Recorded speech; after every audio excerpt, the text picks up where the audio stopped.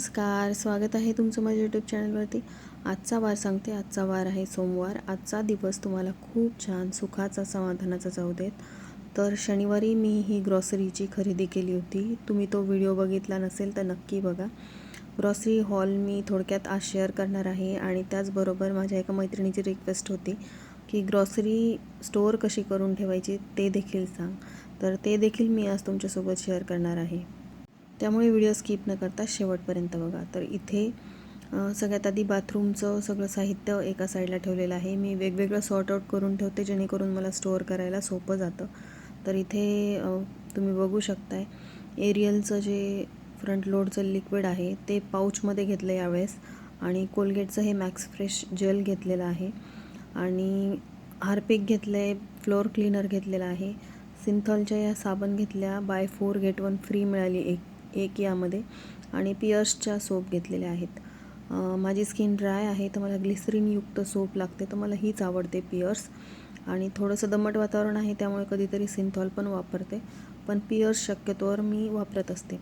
त्यानंतर इथं तुम्ही बघू शकताय की भांड्याचे साबण जे आहेत ते त्याचं सुपर सेवर पॅक घेतलेलं आहे आणि पितांबरीचं एक पाऊच घेतलं आहे। त्यासोबत चांदीच्या भांड्यांना लावण्याचं लिक्विड फ्री आलेलं आहे आणि त्यानंतर यावेळेस मी पितांबरीचे डिश लिक्विड सोपचे 2 पाऊच घेतले कारण थोडंसं वेगळं हे वाटलं मला।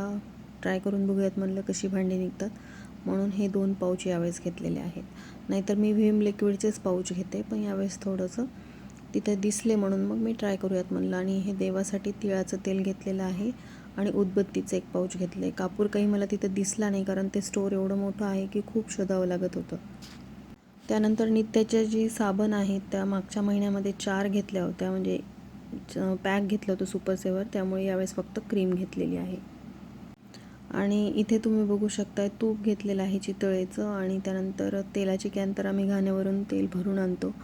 बिस्किट आहे एकच पाऊच घेतलं मोठं आणि त्यानंतर ही छोटीशी डस्टबिन घेतली आहे मुलांच्या रूममध्ये त्यांना कचरा टाकण्यासाठी आणि इथं जॅम घेतलेला आहे आणि नटेलाचं स्प्रेड घेतलेलं आहे। त्यानंतर मुरमुऱ्याचे 3 पॅकेट घेतलेले आहेत, तुरीच्या डाळीचं 1 पॅकेट घेतले, मुगाच्या डाळीचं 1 पॅकेट घेतलेलं आहे। बाकीच्या डाळी ज्या आहेत त्या होत्या शिल्लक म्हणून यावेळेस काही घेतल्या नाही आणि अख्खे मूग पण घेतलेले आहेत। बाकीची कडधान्य शिल्लक होती त्यामुळे काही घेतली नाही आणि बेसनचं 1 पॅकेट घेतलं आहे। बारीक रवा थोड्या वेगळ्या ब्रँडचा घेतला यावेळेस, गजानन फूड्स म्हणून बारीक रवा होता तिथे तर 2 पॅकेट्स लागतात मला म्हणून मग 2 पॅकेट्स घेतलेले आहेत।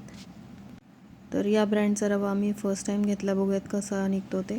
त्यानंतर इथे पोह्याचे 2 पॅकेट घेतलेले आहेत। पोहे लागतात, पाहुणे वगैरे आले किंवा पोहे बऱ्याच वेळा आम्ही खातो म्हणून मग लागतातच। त्यानंतर ही सोप घेतलेली आहे, डाळवं घेतलेलं आहे तर सोपचे हे 2 पॅकेट आहेत। त्यानंतर विक्रम चहा घेतलेला आहे आणि त्यानंतर इकडे मोहरी जिऱ्याचं पॅकेट, हळदीचं 1 पॅकेट, जे संपलं होतं तेच मी लिहून घेतलं होतं आणि तेवढंच आणलेलं आहे। यावेळेस फॉर्च्यूनचा बासमती राईसचा 1 पॅक घेतलं आहे 1 किलोचं। त्यानंतर मिठाचे 2 पॅकेट्स कारण मीठ लागतं, एक्स्ट्राचं पॅकेट असलेलं कधीही बेटर। तर इथे विलायचीचं 1 पॅकेट आणि किशमिशचं 1 पॅकेट घेतलं आहे। काजू आणि बदाम तिथे काही छान वाटले नाही आम्हाला क्वालिटीचे म्हणून ते घेतले नाहीत आणि बोनविटाचं 1 पॅकेट आहे आणि या पाउचेसमध्ये इंद्रायणी तांदूळ घेतला होता, सोया चंक्स आहेत, शेंगदाणे आहेत आणि इथे मखाने घेतले आहेत आणि ही जी साखर आहे 2-2 किलोचे पॅकेट होते आणि आम्हाला ही साखर फ्री आलेली आहे। तर 3 किलोची साखर जी आहे ती आमच्या खरेदीवर आम्हाला फ्री मिळालेली आहे म्हणजे अशी टोटल आता 7 किलो साखर झालेली आहे। तसं महिन्याला मला 5 किलो साखर बस होते पण हे एक्स्ट्राचे 3 पॅकेट आले तर असा फायदा आम्हाला तिथे खरेदी केल्यामुळे झालेला आहे। तर बरंच बेनिफिट होतं आणि छान मॉल आहे, तिथे पॉईंट्स पण मिळतात आणि पुढच्या खरेदीच्या वेळेस तुम्हाला मदत होते। आता किराणा कसा स्टोअर करते ते बघूयात। तर किराणा स्टोअर करण्यासाठी जे डबे रिकामे झालेले आहेत ते मी सगळे स्वच्छ धुवून घेत असते। जे डबे रिकामे झाले ते प्रत्येक वेळी मी धुवायला टाकते। तर साखरेचा डबा हा धुवून घेतला आणि साखर जी आहे ती 5 किलो या डब्यामध्ये बसते तर हे 2-2 किलोचे 2 पॅकेट बसले आणि 1 किलोचा 1 पॅकेट बसला तर हे 3 पॅकेट बसले सॉरी। तर अशी पूर्ण साखर इथे 6 किलो बसलेली आहे आणि 1 किलो पॅकेट जे आहे ते शिल्लक राहिलेलं आहे। तर शिल्लक पॅकेट जे आहे ते मी वेगळ्या कपाटात स्टोअर करून ठेवत असते आणि ही जी साखर आहे ती या डब्यामध्ये भरून ठेवते. आता ही संपल्यानंतर मग हे पॅकेट मला वापरता येईल. साखरेच्या डब्याला मुंगळे किंवा मुंग्या लगेच होतात, तर अशी मी लवंग जी आहे ती साखरेच्या डब्यामध्ये टाकत असते आणि छोटा डबा जो आहे त्यामध्ये पण मी लवंगचे 2-3 तुकडे टाकत असते. त्यामुळे मुंग्या पण लागत नाहीत आणि साखर पण छान राहते. तर साखर स्टोअर करून ठेवलेली आहे. त्यानंतर पोहे पण मी स्टीलच्याच डब्यात ठेवते. तर पोहे संपले होते, तर हा डबा मी धुवून स्वच्छ ठेवला होता. तर एक पॅकेट या डब्यामध्ये बसतं, 2 पॅकेट बसत नाही. तर एकच पॅकेट मी ओतत असते आणि दुसरं पॅकेट जे आहे ते कपाटात ठेवून देत असते. तर तुम्ही बघू शकताय, पोहे काही चाळले नाही, कारण प्रत्येक वेळी चाळणी वापरते मी जेव्हा पोहे धुवायचे असतात तेव्हा ती चाळल्याच जाते.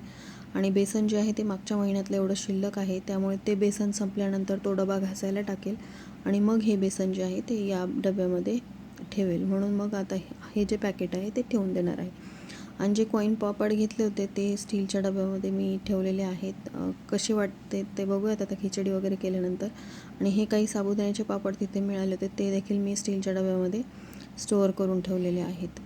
स्टीलच्या डब्यांना लेबल करावं लागतं. प्लास्टिकच्या डबे ट्रान्सपरंट असतात, त्यामुळे काही लेबल करण्याची गरज नाही. तर सोया चंक्स जे आहेत ते या ट्रान्सपरंट कंटेनरमध्ये मी ठेवले आणि आता सगळ्या डाळी ज्या आहेत त्या स्टोअर करायच्या आहेत.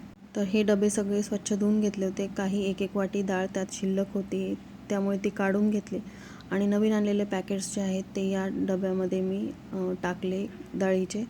आणि जी डाळ शिल्लक होती ती डाळ जी आहे ती वरून टाकणार आहे मी, कारण ती डाळ खाली बॉटमला गेली तर मग ती जुनी डाळ तशीच राहून जाते. म्हणून जुनी डाळ आधी वापरायची असेल तर आधी नवीन पॅकेट फोडून कंटेनर फिल करते आणि जुनी जी डाळ आहे ती वरती ठेवत असते मी. तर दोन्ही डाळी ज्या आहेत, उडदाची डाळ तशी शिल्लक होती माझ्याकडे, त्यामुळे उडदाची आणि हरभऱ्याची मी यावेळेस घेतलेली नाही, फक्त मुगाची आणि तुरीची घेतलेली आहे. तर आता डाळीचे जे पॅकेट्स आहेत ते सगळे मी या कंटेनरमध्ये फिल करून घेतले आणि जी डाळ शिल्लक होती मागच्या महिन्यातली ती मी वरून टाकणार आहे. म्हणजे जुनी जी डाळ आहे ती वरच्यावर वापरल्या जाते आणि मग नवीन डाळ जी आहे ती बॉटमला राहते. ही कामं करण्यासाठी दुपारचा निवांत वेळच काढावा लागतो, कारण घरातली दुसरी कामं असतात आणि ही काम काढलं की मग खूप हेक्टिक होऊन जातं. तर सकाळचं सगळं कामं आवरल्यानंतर मग मी ही कामं करत असते. जसं की तुम्ही दुपारच्या रुटीनच्या व्हिडिओमध्ये माझ्या बघितलं असेल. तर आता ही मुगाची डाळ मागच्या महिन्याची शिल्लक होती ती वरती टाकली आणि तुरीची डाळ पण थोडीशी शिल्लक होती ती देखील वर ठेवलेली आहे. आता ह्या डाळींमध्ये मी नेहमी तेजपत्त्याची पानं टाकते, कारण यामुळे किडे होत नाहीत. कारण हे डबे तसे रोज उघडले जातात, किड्यांची काही भीती नाही, कारण ह्या डाळी आपण रोज वापरतो. पण तसं मला सवय आहे, कडधान्य आणि डाळींमध्ये असे तेजपत्त्याची पानं मी टाकत असते, त्याने किडे होत नाहीत. मला अनुभव आहे छान, तर तुम्ही देखील ट्राय करून बघा. तर आता हे सगळं स्टोअर करून ठेवत आहे. बासमती राईस जो आहे तो 1 किलोचा यावेळेस फॉर्च्यूनचा आणलेला आहे. रोजचा वापरायचा तांदूळ जो आहे तो एकदाच 25 किलोचा कट्टा आम्ही आणून ठेवतो, मग तो इडलीसाठी आणि रोजच्या भातासाठी वापरतो. आणि इंद्रायणी आणि जो बासमती तांदूळ असतो तो जसा लागेल तसा मी आणत असते, एकदाच आणून ठेवत नाही. आणि ते काही मसाले संपलेले होते, जसं की हळद आणि मोहरी जिरे ते भरून ठेवले आणि ते काही सोपचे पॅकेट्स बोर्नव्हिटा फिल करून ठेवला. त्यानंतर इथे डाळ काढून ठेवलेली आहे आणि आता सोप मी भाजून घेणार आहे.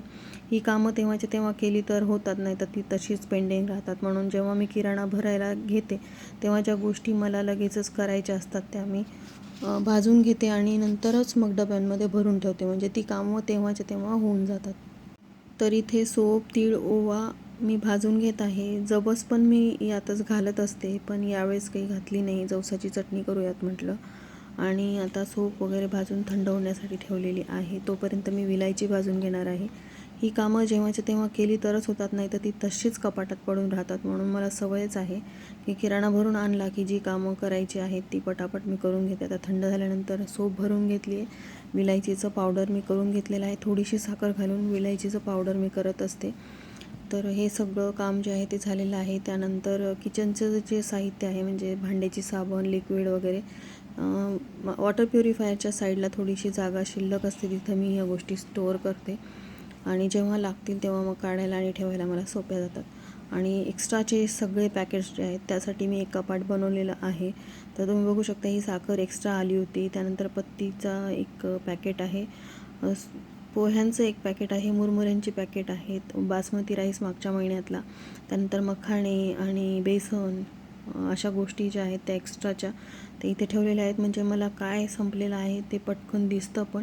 आणि खाली तुम्ही बघू शकताय पास्ता आहे, मॅगी आहे.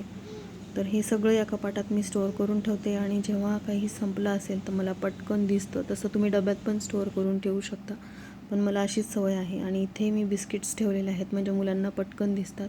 आणि हे नित्याचं काही खाऊचं सामान आहे. आणि ड्रायफ्रूट्स जे आहेत ते शिल्लक होते डब्यात, त्यामुळे काही भरून ठेवले नाही. सो फ्रेंड्स, हा होता आजचा व्हिडिओ थोडा जरी मोटिवेशनल आणि हेल्पफुल वाटला असेल तर लाईक, शेअर, सबस्क्राईब करा. आजचा हा व्हिडिओ मी इथंच एंड करते. भेटूयात पुढच्या व्हिडिओमध्ये. तोपर्यंत बाय.